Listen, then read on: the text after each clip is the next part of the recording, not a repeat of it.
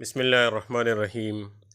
مسلمان پر اللہ تعالیٰ کی طرف سے آزمائشیں آتی ہے، لیکن ان آزمائشوں میں مسلمان اللہ تعالیٰ کو راضی کرے گا اور اسی میں وہ اللہ تعالیٰ کے احکامات اور اللہ کے نبی صلی اللہ علیہ وسلم کے طریقوں پر چلے گا۔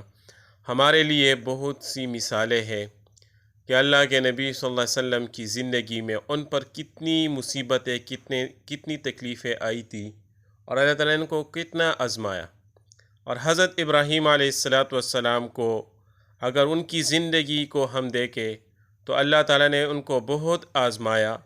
جب وہ اس آزمائش میں پاس ہوئے تو پھر اللہ تعالیٰ کی طرف سے ان پر انعامات کے دروازے کھل گئے۔ تو آج کل ہمارے بہت سے مسلمان بھائی آزمائش میں ہیں۔ وہ آزمائش سیلاب کی شکل میں ہے کہ بہت سے ہمارے بھائیوں کے گھر اجڑ گئے اور وہ در بدر ہو گئے، اور پانی کی وجہ سے ان کے مال اور ان کی مویشی اور بہت سی چیزوں کو نقصان پہنچی۔ تو اس حالت میں ہم اللہ تعالیٰ کی طرف متوجہ ہو، اللہ تعالیٰ سے ہم دعائیں مانگیں اور اپنے گناہوں پر توبہ اور استغفار کریں۔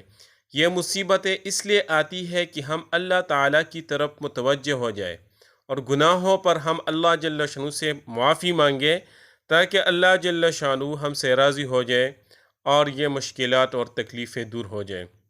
تو اسی کے لیے ایک دعا ہے کہ جو بھی بندہ یہ دعا پابندی کے ساتھ پڑھے گا تو اللہ تعالیٰ اس کو آگ سے محفوظ رکھے گا، یعنی آگ میں کبھی بھی وہ نہیں جلے گا۔ دوسری بات کہ اللہ تعالیٰ اس کو غرقابی سے بچائے گا، یعنی کبھی بھی وہ اس کا مال اس کے بچے پانی میں غرق نہیں ہوں گے، اور چوری سے محفوظ ہوگا۔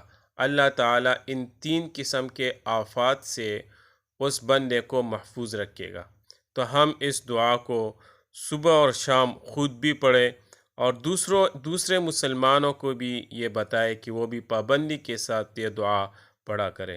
تو دعا ہے: بسم اللہ ما شاء اللہ لا قوت الا باللہ، ما شاء اللہ کل نعمت من اللہ، الخیر کلہ بید اللہ، ما شاء اللہ لا یصرف السوء الا اللہ۔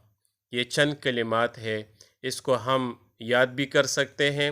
اگر کسی سے یاد نہ ہو رہے ہوں تو کسی کاغذ پر لکھ کے یا ریکارڈ کر کے اپنے پاس رکھ کے، تو جب بھی موقع ملے تو پابندی کے ساتھ یہ دعائیں ہم پڑھیں اور اللہ تعالیٰ سے ہم اپنی زندگی کے لیے امن و امان مانگیں۔